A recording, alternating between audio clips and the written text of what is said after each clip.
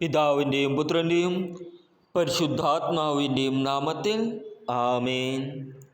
അത്യുന്നതങ്ങളിൽ ദൈവത്തിനു മഹത്വം, ഭൂമിയിൽ ദൈവകൃപ ലഭിച്ചവർക്ക് സമാധാനം. വിശുദ്ധ ലൂക്കാ എഴുതിയ സുവിശേഷം 1-ാം അധ്യായം 39 മുതൽ 45 വരെയുള്ള വാക്യങ്ങൾ. ആ ദിവസങ്ങളിൽ മറിയം യൂദയായിലെ മലമ്പ്രദേശത്തുള്ള ഒരു പട്ടണത്തിലേക്ക് തിടുക്കത്തിൽ യാത്ര പുറപ്പെട്ടു. അവൾ സക്കറിയായുടെ വീട്ടിൽ പ്രവേശിച്ച് എലിസബത്തിനെ അഭിവാദനം ചെയ്തു. മറിയത്തിൻ്റെ അഭിവാദനം കേട്ടപ്പോൾ എലിസബത്തിൻ്റെ ഉദരത്തിൽ ശിശു കുതിച്ചു ചാടി. എലിസബത്ത് പരിശുദ്ധാത്മാവ് നിറഞ്ഞവളായി. അവൾ ഉദ്ഘോഷിച്ചു, നീ സ്ത്രീകളിൽ അനുഗ്രഹീതയാണ്, നിന്റെ ഉദരഫലവും അനുഗ്രഹീതം. എൻ്റെ കർത്താവിൻ്റെ അമ്മ എൻ്റെ അടുത്തു വരാനുള്ള ഈ ഭാഗ്യം എനിക്ക് എവിടെ നിന്ന്? ഇതാ, നിന്റെ അഭിവാദന സ്വരം എൻ്റെ ചെവികളിൽ പതിച്ചപ്പോൾ ശിശു എൻ്റെ ഉദരത്തിൽ സന്തോഷത്താൽ കുതിച്ചു ചാടി. കർത്താവ് അരുളി ചെയ്ത കാര്യങ്ങൾ നിറവേറുമെന്ന് വിശ്വസിച്ചവൾ ഭാഗ്യവതി. നമ്മുടെ കർത്താവായ ഈശോമിശിഹായ്ക്കും സ്തുതി. ജീവിതത്തിലെ അരക്ഷിതാവസ്ഥകളിലും അപരനിലെ ദൈവിക സാന്നിധ്യത്തെ കണ്ടുമുട്ടലും കൂടെ വസിക്കലുമാണ് ക്രിസ്തുമസ്. മനുഷ്യദൃഷ്ടിയിൽ അവിശ്വസ്തമായ ദൈവിക വാഗ്ദാനങ്ങൾക്ക് മുമ്പിൽ അടിയറവ് പറഞ്ഞിട്ടും നനച്ചിരിക്കാതെ മറിയം പോകുന്നത് വൃദ്ധയും ഗർഭിണിയുമായ എലിസബത്തിനെ കാണാനും ശുശ്രൂഷ ചെയ്യാനുമാണ്. താങ്ങാനാവാത്ത ജീവിതത്തിൻ്റെ അവസ്ഥകൾക്കിടയിലും എല്ലാം താങ്ങാവുന്ന സർവശക്തൻ്റെ വാഗ്ദാനങ്ങളിൽ വിശ്വസിച്ച് എലിസബത്തിൻ്റെ ഉദരത്തിൽ ഉരുവായ ദൈവാനുഗ്രഹത്തെ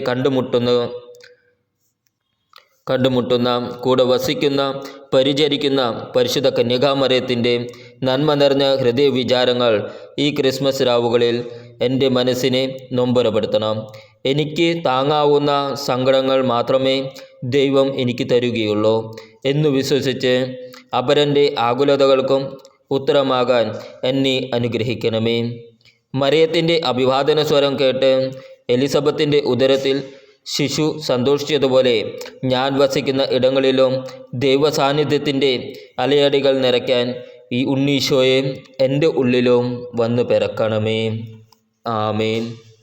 പുൽത്തൊഴുത്തിലെ പുണ്യമായ ദിവ്യ പൈതലേ, എന്നെ നിന്റെ പുൽക്കൂട്ടിൽ ആനന്ദഗാനം ആലപിക്കുന്ന മാലാഖയാക്കി മാറ്റണമേ. വിശുദ്ധ ലൂക്കാ എഴുതിയ സുവിശേഷം 1-ാം അധ്യായം 26 മുതൽ 38 വരെയുള്ള വാക്യങ്ങൾ. യേശുവിൻ്റെ ജനനത്തെക്കുറിച്ചുള്ള അറിയിപ്പ്. 6-ാം മാസം ഗബ്രിയേൽ ദൂതൻ ഗലീലയിൽ നസറത്ത് എന്ന പട്ടണത്തിൽ ദാവീദിൻ്റെ വംശത്തിൽപ്പെട്ട ജോസഫ് എന്നു പേരായ പുരുഷനുമായി വിവാഹ നിശ്ചയം ചെയ്തിരുന്ന കന്യകയുടെ അടുത്തേക്ക് ദൈവത്താൽ അയക്കപ്പെട്ടു. അവളുടെ പേര് മറിയം എന്നായിരുന്നു. ദൂതൻ അവളുടെ അടുത്തു വന്നു പറഞ്ഞു, ദൈവകൃപ നിറഞ്ഞവളെ സ്വസ്തി, കർത്താവ് നിന്നോടുകൂടെ. ഈ വചനം കേട്ട് അവൾ വളരെ അസ്വസ്ഥയായി.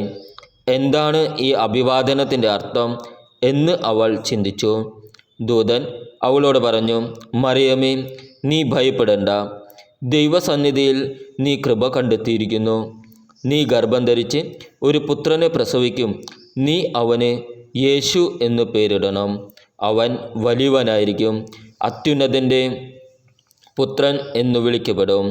അവൻ്റെ പിതാവായ ദാവീദിൻ്റെ സിംഹാസനം ദൈവമായ കർത്താവ് അവന് കൊടുക്കും.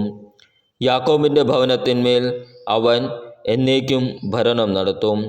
അവൻ്റെ രാജ്യത്തിന് അവസാനം ഉണ്ടാകുകയില്ല. മറിയം ദൂതനോട് പറഞ്ഞു, ഇതെങ്ങനെ സംഭവിക്കും? ഞാൻ പുരുഷനെ അറിയുന്നില്ലല്ലോ. ദൂതൻ മറുപടി പറഞ്ഞു, പരിശുദ്ധാത്മാവ് നിന്റെ മേൽ വരും, അത്യുന്നതൻ്റെ ശക്തി നിന്റെ മേൽ ആവസിക്കും. ആകയാൽ ജനിക്കാൻ പോകുന്ന ശിശു പരിശുദ്ധൻ, ദൈവപുത്രൻ എന്ന് വിളിക്കപ്പെടും. ഇതാ, നിന്റെ ചാർച്ചക്കാരി വൃദ്ധയായ എലിസബത്തും ഒരു പുത്രനെ ഗർഭം ധരിച്ചിരിക്കുന്നു. വന്ധ്യയെന്നു പറഞ്ഞിരുന്ന അവൾക്ക് ഇത് 6-ാം മാസമാണ്. ദൈവത്തിന് ഒന്നും അസാധ്യമല്ല. മറിയം പറഞ്ഞു, ഇതാ കർത്താവിൻ്റെ ദാസി, നിന്റെ വാക്ക് എന്നിൽ നിറവേറട്ടെ. അപ്പോൾ ദൂതൻ അവളുടെ മുമ്പിൽ നിന്ന് മറഞ്ഞുപോയി. നമ്മുടെ കർത്താവായ ഈശോമിശിഹായ്ക്കും സ്തുതി. എൻ്റെ ഉണ്ണീശോയെ, നീ സ്നേഹിച്ചതുപോലെ സ്നേഹിക്കുവാൻ എന്നെ പഠിപ്പിക്കണമേ. എൻ്റെ ഉണ്ണീശോയെ, നീ സ്നേഹിച്ചതുപോലെ സ്നേഹിക്കുവാൻ എന്നെ പഠിപ്പിക്കണമേ. എൻ്റെ ഉണ്ണീശോയെ, നീ സ്നേഹിച്ചതുപോലെ സ്നേഹിക്കുവാൻ എന്നെ പഠിപ്പിക്കണമേ.